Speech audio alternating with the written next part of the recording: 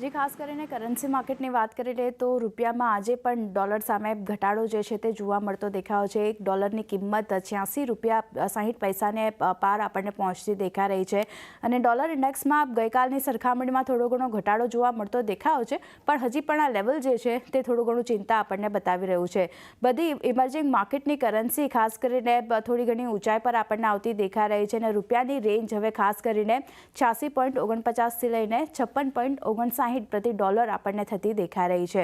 અન્ય ઇમર્જિંગ કરન્સીની વાત કરી લઈએ તો તેમાં ખાસ કરીને 0.2%થી 0.5%નો વધારો પણ આપણે જોયો છે। ખાસ કરીને ફંડ દ્વારા જે ડોલરમાં ખરીદારી કરવામાં આવી છે એને કારણે ડોલર ઇન્ડેક્સ ઉપલા સ્તરેથી થોડો એવો ઘટ્યો છે, પણ હજી પણ રેન્જ જે આપણે જણાવ્યું તેમ થોડું ઘણું ચિંતા બતાવી રહ્યું છે। આરબીઆઈ દ્વારા ખરીદારી છે પણ ઓછી ખરીદારી આપણને રહેતી દેખાઈ રહી છે। સાથે જ ગોલ્ડમેન સેક્સનું માનવું છે કે